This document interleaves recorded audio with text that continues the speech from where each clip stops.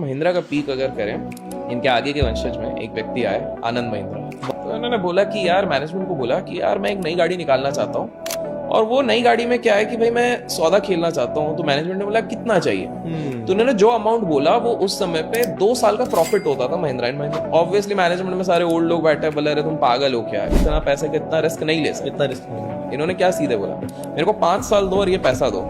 अगर 5 साल में नहीं बनाया, कुछ 200 करोड़ के आसपास बनाने थे, अगर 200 करोड़ का प्रॉफिट नहीं बना तो मैं ये पद छोड़ दूंगा, मैं कंपनी छोड़ दूंगा, इस कॉन्फिडेंस में। बल्कि उनकी पारिवारिक कंपनी थी, सब कुछ। आप उनका गट्स देखो, उन्होंने इतनी मेहनत करी, इतना कुछ किया, और उन्होंने निकाले स्कॉर्पियो।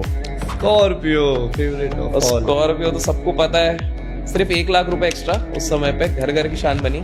200 करोड़ का प्रॉफिट 1100 करोड़ के प्रॉफिट तक पहुंच गया। इटली की अगर मैं बात करूं, इटली के हेल्थ मिनिस्टर ने ये चीज वोकली कही है। उनके मिनिस्टर लोग कह रहे हैं इटली खत्म हो जाएगी। इटली को तो बड़ा फैसिनेट करते हैं। इटली की टूरिज्म, इटली भैया प्यार मोहब्बत, इश्क मोहब्बत। क्यों खत्म हो जाएगा इटली? इटली इसलिए खत्म हो जाएगा, उसमें बहुत सारी प्रॉब्लम्स चल रही है। वहाँ का जो प्रेगनेंसी रेशियो है वो बहुत ज्यादा ड्रॉप हुआ है, और उसमें भी उन्हीं की गलती है, सरकार की गलती है। क्यों? आपको पता है, इटली में कोई भी व्यक्ति जाता है, मतलब जो लोगों को लगता है ना भारत कितना बेकार है, इटली कितना अच्छा होगा, भैया समझ लो, इटली में सबसे पहले कोई भी विमेन जाती है एम्प्लॉयमेंट के लिए तो उससे एक ब्लैंक रेजिग्नेशन साइन कराया जाता है। उस ब्लैंक रेजिग्नेशन का अर्थ ये होता है कि तुम जिस दिन प्रेग्नेंट हो गए तुमको कभी भी टर्मिनेट किया जा सकता है, और ऐसी टर्मिनेशन वहां पर इमीडिएटली हो जाती है, क्योंकि उनको लगता है प्रेग्नेंट विमेन काफी महीनों तक काम नहीं करेंगी, इनको लीव्स देनी पड़ेंगी, ये रिजाइन करेंगी, का घर बात देखना है, इनकी एफिशिएंसी नहीं रहेगी। चाइना क्या पावर हाउस बनते जा रहा है। 8 करोड़ का 4 व्हीलर ऑटोमोबाइल का कंजम्पशन पूरी दुनिया का है। 6 करोड़ की कैपेसिटी चाइना के पास है। They know where they are actually standing. 5th generation jet है उनके पास। उन्होंने अपनी आर्मी कहां कहां बिठा के रखी है, and China doesn't play by the book. ये हम सबको पता है।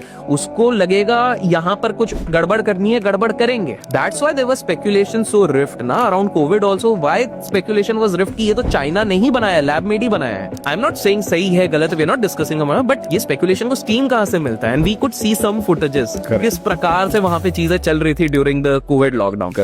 अगर अगले 7 साल में इस सेक्टर पे भारत की सरकार ने अच्छे से ध्यान नहीं दिया तो मैसिव अनएम्प्लॉयमेंट होगा, और मैसिव हम वापस बैकफुट पे जा सकते हैं। That is artificial intelligence. क्योंकि आप ये देखो, हम यूएस से इस चीज को कंपेयर करते हैं। चाइना तो क्या छुपा छुपा के करता है। देखो मुद्दे की बात है, आप भी जानते हैं, मैं भी जानता हूँ, वो अंदर बना बना के क्या क्या बना रहा है हमको भी नहीं पता है। It is so shielded. मतलब वो जो हम फैंटेसी मूवीज में देखते हैं ना, एक शील्ड बना रहता है, वकांडा के इधर एक बना रहता है, अंदर क्या वकांडा में चल रहा है, वो चीज चाइना कर रही है। You would agree?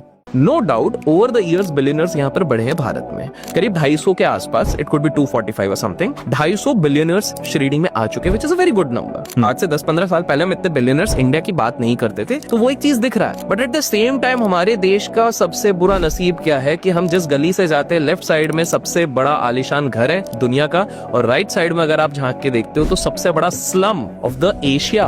आप जब समझ रहे हैं मतलब कितनी वेल्थ इनइक्वालिटी और डिस्पैरिटी है। So again coming to the same point, तो जीडीपी हमारी पहली बात तो नॉमिनल के हिसाब से गए, पर कैपिटा इनकम के हिसाब से नहीं गए।